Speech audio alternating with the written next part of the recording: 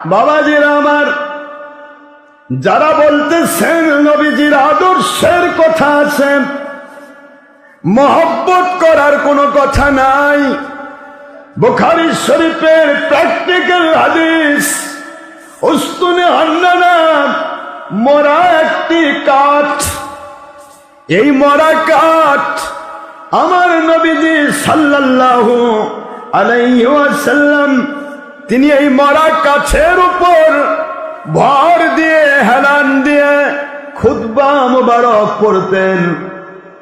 যখন মিম্বার তৈরি হয়ে গেল, আমার নবী পাক সাল্লাল্লাহু আলাইহি ওয়াসাল্লাম এই মরা কাঠটাকে তিনি হুজরাতে রেখে দিলেন। হুজরাখানা যেখানে আসহাবে সুফফারা থাকেন, মসজিদ নববীর বারান্দার ভিতরে এই মরা কাঠকে রাখা হলো। বাংলাদেশের তাবলীগী ভাইরা বলেন সাহাবায়ে কেরাম মসজিদের মধ্যে থাকছে, কোন সাহাবী কোনদিন মসজিদে থাকে নাই। মসজিদের বারান্দা, এটা হুজরা, এটাকে বলা হয় সুফফা। এখানে যারা থাকে তাদেরকে বলা হতো আসহাবে সুফফা। বারান্দা হুজরার অধিবাসী। মসজিদে হুজুর কাউকে থাকতে দিতেন না, কেউ মসজিদে থাকতেন না। যেহেতু মসজিদ নববীর হুজরা, এই জন্য অনেক সময় বুখারীতে মসজিদ বলে বলা হয়েছে, কিন্তু আসলে মসজিদের ভিতরের অংশ এটা নয়। তো মসজিদ নববী এই হুজরাতে রাসূল পাক সাল্লাল্লাহু আলাইহি সাল্লাম তিনি রেখে দিলেন এই কাঠটাকে। এই কাঠটার কি এমন আদর্শ নবীজির মেনেছে বলেন তো দেখি। এই 2 নম্বর মুন্সি দেখে একটু প্রশ্ন করেন যে এই উস্তুনে হান্নানা কি আদর্শ মেনেছিল, যে উস্তুনে হান্নানা আমার নবীজির কাছে জান্নাতের সাথী হওয়ার ডাইরেক্টলি গ্যারান্টি পেয়ে গেল। মহব্বত যদি না থাকে তাহলে কোনোদিন কারোকে মানা যায় না। যাবে? আপনি আমাকে মহব্বত করেন, আমি যদি ভাঙ্গা কথাও বলি আপনাকে মধুর মতো লাগবে, মানতে ইচ্ছে করবে, কারণ আমার হুজুর যা বলেছে ঠিক বলেছে, আমি এটাই মানব। মানতে ইচ্ছে করবে কেন? আমার প্রতি আপনার মহব্বত রয়েছে। আর মহব্বত যার নাই, ওয়াহাবি খারেজি। আমি তো মধু ঢালে দিই, ও বলবে যে এত খারাপ রে, বিষ ঢালে দিল রে, ও তো শুনবেই না, মানবে কেমন? আমার কথা বুঝে আসেন? মানুষ কত নিকৃষ্ট মনের হতে পারে এবং কত জ্ঞানহীন হতে পারে, কাণ্ড জ্ঞানহীন হতে পারে, যে মহব্বতের কথা নাই, মানার কথা আছে। আদর্শ মানতে হবে। নবীর মহব্বত করে একটা উস্তুনে হান্নানা মরা কাঠ, আপনার একটা গাছের মাথা কেটে ফেললে, গোড়া কেটে ফেললে মাঝখান অংশ কি বলেন? ডুম বা গুল, কাঠের গুল, কাঠের গুল বা কাঠের ডুম বা কাঠের এইরকম বলে। এই যে কাঠের গুল, এই জিনিসটার কি আছে? তো মরা। যদি জীবিত গাছ হতো তাও হতো, গাছটা কি? এই মরা কাঠ যখন রেখে দেওয়া হলো, সাহাবায়ে কেরাম রাদিয়াল্লাহু তাআলা আলাইহিম আজমাইন প্রায় 23 জন সাহাবা করেছেন, আমরা নিজের কানে শুনেছি এই মরা কাঠ থেকে মানুষের মতো কান্নার আওয়াজ ভেসে আসত। সুবহানাল্লাহ। আল্লাহর বন্ধু ডাকলেন, মরা কাঠের গায়ে হাত দিয়ে বলে, উস্তুনে হান্নানা রে, তুমি কাঁদো কেন? কান্নার কারণ কি? মরা কাঠকে কাঁদাচ্ছেন কে? বুঝরা বলেন। উস্তুনে হান্নানা তুমি কাঁদো কেন? উস্তুনে হান্নানা বলে, আল্লাহর বন্ধু কি অপরাধ করেছি, দীর্ঘদিন আপনার শরীর মুবারকের আমি ছোঁয়া পেতাম, এই ছোঁয়া পাওয়ার কারণে আমি মরা কাঠের ভিতরে মালিক কথা বলার রুহানি পাওয়ার দিয়ে দিয়েছে। মরা কাঠ আপনার সোহবতে মরা কাঠ, কথা বলার কান্না করা রুহানি শক্তি পেয়ে যায়। ও দরদি নবী, ভুল বললাম? উস্তুনে হান্নানা ছিল মরা খেজুর গাছের নাম, যাকে ধরে খুতবা দিতেন রসুলে আকরাম। উস্তুনে হান্নানা ছিল মরা খেজুর গাছের নাম, যাকে ধরে খুতবা দিতেন নবীজি আকরাম।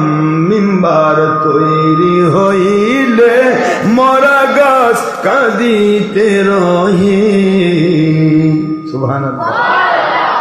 নবীর মহব্বতে মরা গাছ কাঁদিতে রহে, নবীর বিরহে মরা গাছ কাঁদিতে রহে।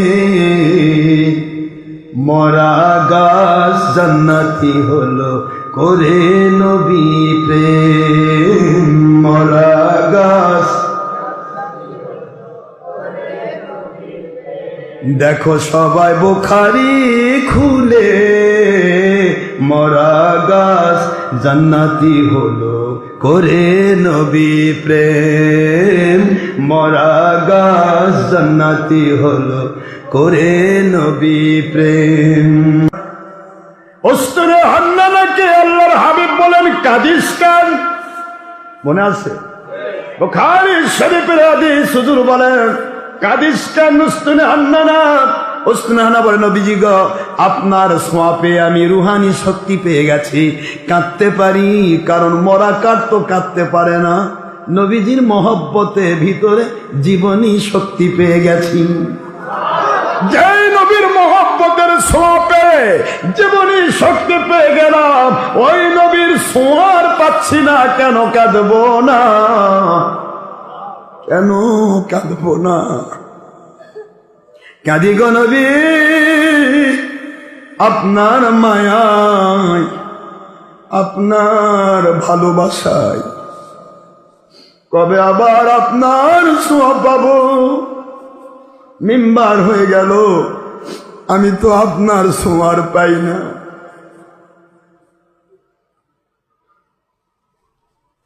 নবীজি সাল্লাল্লাহু আলাইহি ওয়াসাল্লাম বলে উস্তুনে হান্নানা রে, কাফেরেরা আমাকে ভালোবাসলো না রে, কাফেরেরা আমার শরীরে পাথর মারে, মানুষ হয়ে আমাকে চিনে না। তুই মরা কাজ আমাকে চিনলি, আমাকে ভালোবাসা দিলি, ভালোবাসার বিনিময় কি চাস রে? উস্তুনে হান্নানা, আমি তোকে ভালোবাসার বিনিময় দিতে চাই। দুনিয়াতে বিশাল বড় একটা খেজুরের গাছ লাগাই দেই, সারা জীবন কিয়ামত পর্যন্ত ফল দিতে থাকবি, মানুষের খেদমত করতে থাকবি। মানুষের খেদমত করা হলো নবীর আদর্শ মানা। কথা কোন না কেন? না গো নবী না, খুশি না। কি হলে খুশি হবে? জান্নাতের ভিতরে আমি তোকে লাগায়া দেই, জান্নাতের খেজুরের গাছ হইয়া থাকবি, জান্নাতীদের খেদমত করবি। না গো নবী না, তাতেও আমি খুশি না। কি হলে খুশি? উস্তুনে হান্নানা নবীজি সাল্লাল্লাহু আলাইহি ওয়াসাল্লাম জীবন্ত খেজুর গাছ ছিলাম গো, মানুষকে খেজুর দিয়েছি, কত খেদমত করেছি, কিন্তু আপনার সোহবতে যখন মরা কাঠটা আমি সোহবত পেয়েছিলাম, এর মতো মজা কোনোদিন পাই নাই। আমি কিয়ামতের দিন জান্নাতের ভিতরে আপনার সাথী হয়ে থাকতে চাই। নারায়ে তাকবীর, নারায়ে রিসালাত। আল্লাহর ওলি হকের দাস সিদ্দিক দরবার শরীফের মুর্শিদ কিবলা। জান্নাতের ভিতর আপনার সাথী হয়ে থাকতে চাই, এটাই আমার সবচেয়ে বড় খুশির বিষয় হবে। নবীজি সাল্লাল্লাহু আলাইহি ওয়াসাল্লাম উস্তুনে হান্নানার শরীরে হাত মোবারক দেন আর বলেন, উস্তুনে হান্নানা, আমি আল্লাহর বন্ধু,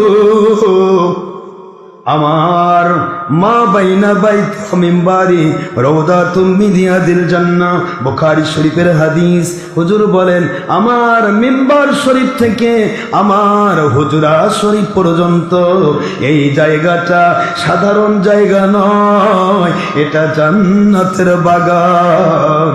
এই জান্নাতের বাগানের ভিতরে তোকে আমি দাঁড় করায়া দাফন করে দিলাম, দাফন থেকে যাও। মান আহাব্বা সুন্নতি ফাকাদ আহাব্বানি ওয়া মান আহাব্বানি কানা মাই ফিল জান্নাহ। এ উস্তুনে হান্নানা, যে ব্যক্তি আমি নবীকে ভালোবাসে রে, সে আমার সাথে জান্নাতে থাকবে।